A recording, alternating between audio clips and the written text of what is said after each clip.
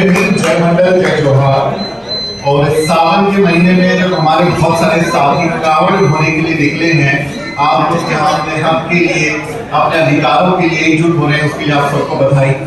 We the people पैगाम और OBC United forum के ये कई सारे कार्यक्रमों में मैं शामिल हुआ हूँ और मुझे बहुत खुशी है कि जो हमारे जो समाज के लोग हैं वो अपनी हकमारी के खिलाफ आवाज बुलंद कर रहे हैं और लगातार देश की राजधानी में संसद के बगल में इतने बड़े बड़े शानदार कार्यक्रम कर रहे हैं, सरकार को सुनाने की कोशिश कर रहे हैं कि जो हकमारी आप कर रहे हैं वो ठीक नहीं है, आप सबको जोड़ने का काम कर रहे हैं, तो आप सब लोग बधाई के पात्र हैं। बहुत संक्षिप्त में अपनी बात कहूंगा क्योंकि ज्यादातर मसलों पर ये बात हो चुकी है।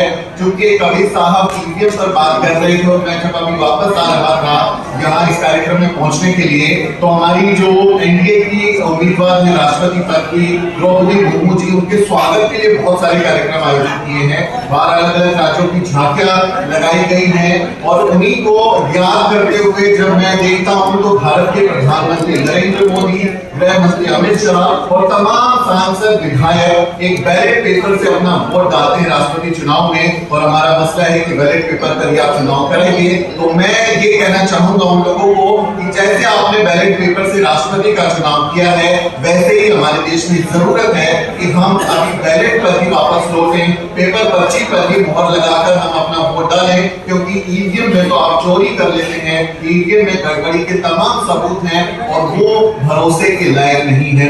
कुछ तर्क दिए जाते हैं, कुछ लॉजिक दिए जाते हैं ईवीएम के द्वारा चुनाव कराने के और बैलेट पेपर पर वापस ना लौटने के। सबसे पहले तर्क दिया जाता है कि इससे समय की बचत होती है। वो लोग कहते हैं क्योंकि पूरे देश में बहुत बड़ी आबादी है, अलग अलग जगह चुनाव होते हैं, तो इससे समय बचता है। लेकिन हमने सबने देखा कि किस तरह से जब बिहार में चुनाव हुए तो आधी रात 3-4 बजे तक ईवीएम वाली मशीनें गिनती नहीं कर पाई और उसमें भी बहुत ज्यादा समय का कहें कि खर्च होता है। कई चरणों में आपको चुनाव कराने पड़ते हैं, कितना संसाधन उस पर लगाना पड़ता है, तो इसमें जो है कोई समय की बचत उस तरह से होती नहीं है। और हम सब जानते हैं भारतीयों के पास क्या समय की कमी है। आप एक हफ्ते तक काउंटिंग कर लीजिए, हम तैयार हैं, आप करवा लीजिए बैलेट पेपर पर। हम आप देखते रहिए, हमको क्या करना है, हम आपके जो लोग लगेंगे ड्यूटी पर वो उसकी गिनती करेंगे, हम अपना वोट डाल देंगे। तो समय की कोई बचत ईवीएम से नहीं होती है और इसका कोई फायदा नहीं है, तो उसका बैलेट पेपर पर वापस आना चाहिए। एक ही तर्क देते हैं कि सुरक्षा का एक बहुत जरूरी मसला आ जाता है, क्योंकि जब बैलेट पेपर पर चुनाव होता है तो ईवीएम के वो बैलेट पेपर का जो बॉक्स होता है उसको लूट लेते हैं। ईवीएम सुरक्षित है, उसकी लूट नहीं होती उस तरह से। तो सवाल होता है माननीय प्रधानमंत्री जी, इलेक्शन कमीशन और हमारे तमाम संस्थान अब दुनिया में दूसरे तीसरे नंबर की सबसे बड़ी सेना लेके घूम रहे हैं, क्या वहां पे बैलेट पेपर का जब चुनाव होगा तो क्या बूथ के आरक्षण नहीं कर पाएंगे? ये इतनी सारी पैरामिलिट्री फोर्सेस आपने बनाई हुई हैं, इतने सारे कौन कौन से रैपिड एक्शन फोर्स बना के घूम रहे हैं, तो क्या वो अपने एक सुरक्षित चुनाव 5 साल में एक बार होने वाले चुनाव की जो पर्चियां होंगी उसकी सुरक्षा नहीं कर पाएंगे? नहीं कर पाएंगे तो आप देश की सीमाओं की क्या रक्षा कर पाएंगे? इस पर भी सवाल खड़ा होता है। ये तब किया जाता है कि जो ईवीएम है उससे कहें कि पूरे के पूरे तंत्र में बहुत मजबूत क्या आती है, भरोसा आता है। बार बार ये कहा जाता है सुप्रीम कोर्ट की तरफ से और जो इलेक्शन कमीशन है उसकी तरफ से भी कहा गया कि ईवीएम में गड़बड़ी नहीं हो सकती, ईवीएम में हैकिंग नहीं हो सकती, छेड़छाड़ नहीं हो सकती, क्योंकि ईवीएम एक स्टैंड अलोन डिवाइस है, वो इंटरनेट से कनेक्शन उसका नहीं है, तो उसको हैक नहीं किया जा सकता। अब सबको याद होगा कि इलेक्शन कमीशन ने कुछ साल पहले एक पूरी की पूरी ओपन कहें कि एक प्रतियोगिता रखी थी कि तमाम राजनीतिक पार्टियों के लोग आए, जो भी एक्सपर्ट आना चाहते हैं वो आए और ईवीएम को हैक करके दिखाएं। सुनने में बहुत अच्छा लगा कि यार एकदम ओपन कर दिया, चैलेंज कर दिया कि आइए ईवीएम को हैक करके दिखाइए, लेकिन ये शर्त रख दी इलेक्शन कमीशन ने कि ईवीएम को हाथ नहीं लगाना है, ईवीएम को टच मत कीजिए, आप दूर से उसको हैक करके दिखाइए। यहाँ हमको तकनीकी शब्दों के उसके मायने उसको समझने की जरूरत है कि हैक वो चीजें होती हैं जो इंटरनेट या किसी ऐसी वर्चुअल कनेक्शन से जुड़ी होती हैं, उसको किसी दूसरी डिवाइस के मदद से हैक किया जा सकता है। लेकिन जो स्टैंड अलोन डिवाइसेस होती हैं जैसे कि ईवीएम है, उसमें तकनीकी डेटा फीड किया जाता है। किस बटन को दबाने से कमल का फूल निकलेगा, किस बटन को दबाने से हाथी का निशान आएगा, किस बटन को दबाने से साइकिल निकलेगी, ये सब एक डेटा फीड करने वाला एक इंसान होता है जो मानव उसमें दर्ज करता है उस डेटा को। तो जब वो डेटा दर्ज करता है तो बहुत इस बात की गुंजाइश है कि वो डेटा अपने मन मुताबिक भी उसमें दर्ज कर सकता है। है और ऐसे तमाम उदाहरण हमारे सामने आए हैं, ऐसी घटनाएं हैं जिससे ये साबित हुआ कि ईवीएम में पर आप बटन किसी का दबाइए, पर्ची किसी एक की निकल रही है, पर्ची किसी और की निकल रही है। ऐसे तमाम उदाहरण हमारे देश में सामने आए हैं। ये भरोसे के लायक नहीं है। और जब ईवीएम को आप इस तरह से कहें कि अपने मन मुताबिक उसको डेटा आंकड़े उसमें दर्ज कर देते हैं, तो हम उसको तकनीकी भाषा में ईवीएम टैम्परिंग कहते हैं।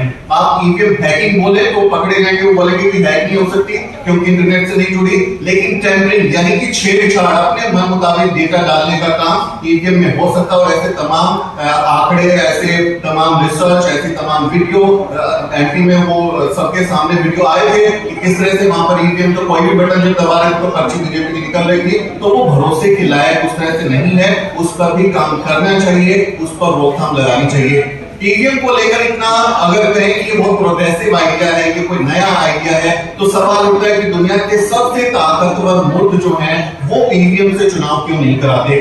जिन मुल्कों में इस तकनीक की इजाद हुई, जिन मुल्कों में इसके माइक्रोचिप तैयार होते हैं, वो ईवीएम से इलेक्शन क्यों नहीं करा रहे, वहां ईवीएम से वोटिंग क्यों नहीं होती है। क्या वो आपसे ज्यादा कहें कि पिछड़े हुए हैं, आपसे भी ज्यादा पिछड़ापन वहां पर है और वो अपने पिछड़ेपन को ढोए जा रहे हैं बैलेट पेपर पर, और आप बहुत ज्यादा विश्व गुरु बन गए हैं, अंतरिक्ष में पहुंच गए हैं।